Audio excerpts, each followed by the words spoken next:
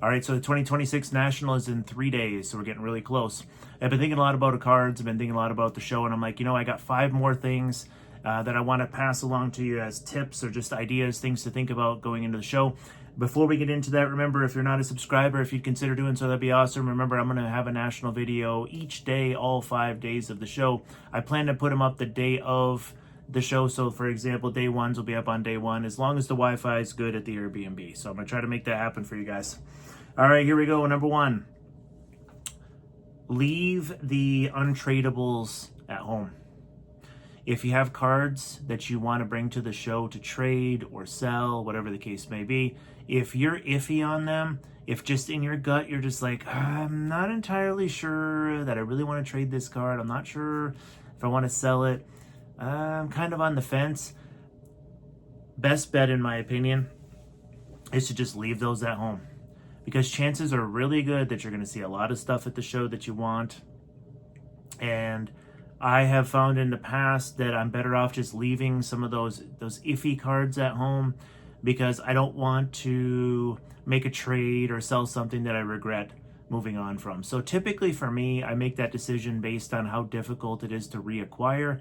If I've got a really nice card, but there's thousands of them in that grade, or at least close to that grade that my card is in, then I'm more inclined to just go ahead and bring it, because it's like, well, worst case scenario, it just goes up in value. I can always find another one. It's just a matter of money. But if it's a rare piece, and by rare, it's all relative, man. I picked up a card that's serial numbered to 500. That's a pop 12. So it's like, is a card numbered to 500 rare? Not really. But if it's a pop 12, it's pretty dang hard to acquire in a PSA grade.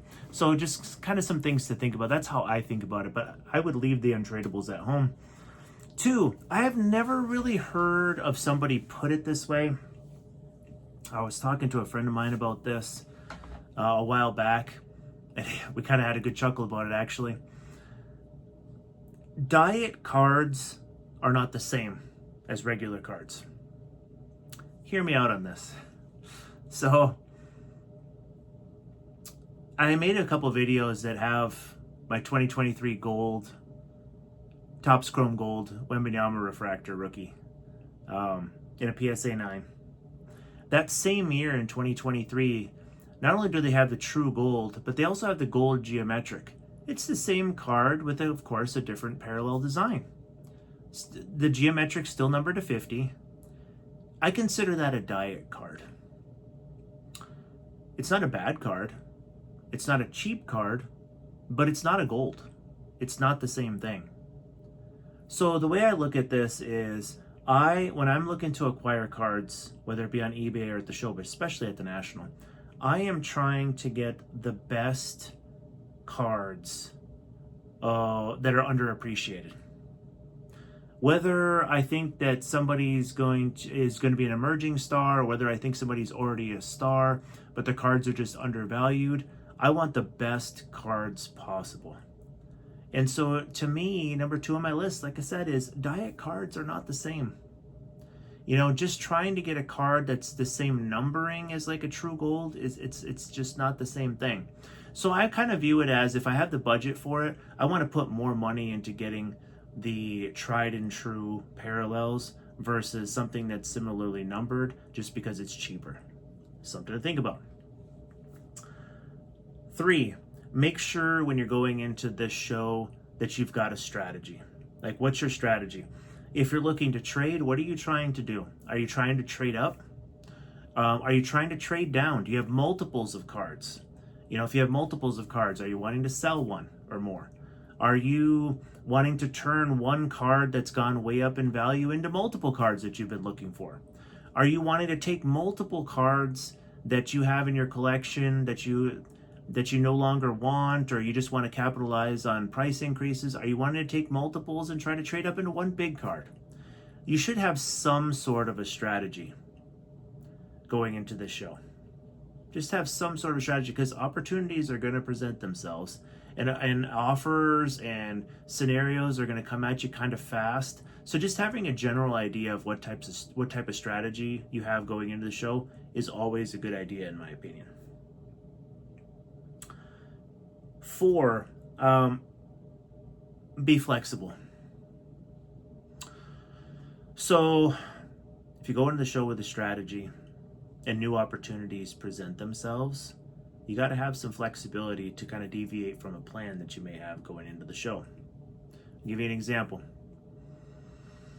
I've made lists in the past, and rarely do I ever go with what's on the list. It's pretty rare. What I do though is if I find cards that I really want, that I went into the show not really thinking that I wanted or hadn't really thought about, if they're rare and fair, I buy them that day.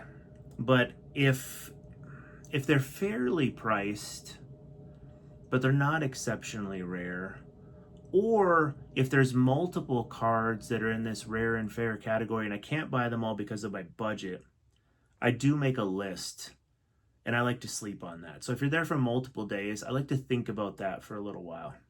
Again, if it's something that you've just been dying to pick up, I wouldn't leave it behind. But if, let's say you got like 4 or 5 different cards that you really want and you just can't decide, make a list, write down the booth numbers. I might try the app this year. I haven't tried that Ludex app. I've been watching a couple videos on it. It seems like kind of a good idea. I might look into that this year. But have some flexibility. But I think it's always a good idea to think things through before making a rash decision. Because I don't care how big some people talk, everybody's got a budget. Everybody's got a limit on the things that you can buy. So trying to be flexible by maybe making a list, if you're going to be there the following day, sleeping on it if necessary, so that you don't make any rash decisions if you have a handful of cards that are all kind of on the same level. Something to think about. And number 5, last one. This is going to be a shorter video tonight. This might be for future shows because, this year's is coming up in 3 days. If you can make a trip to the National a combo trip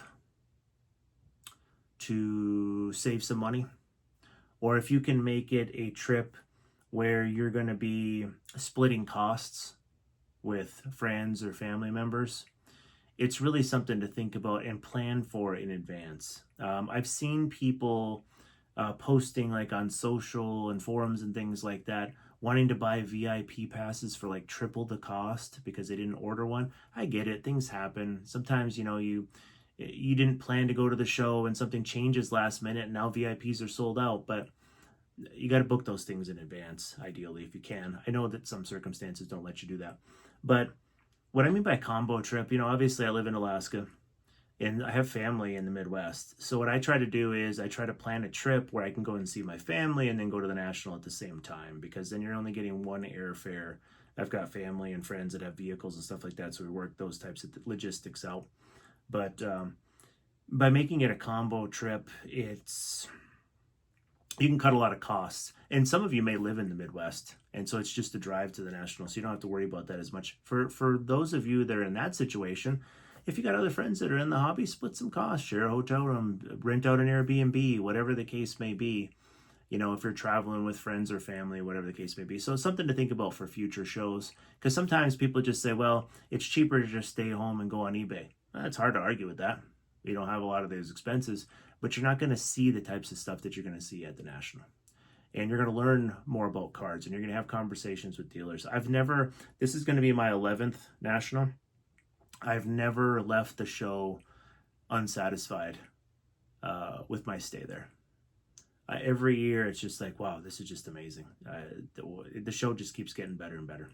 So that's it for tonight. Just wanted to kind of close this out. This is my last video leading up to the National. Remember, I'm going to be posting a video each day, all 5 days. Again, if you're not a subscriber, if you consider doing so, that would be awesome. And we hope to see you at the show.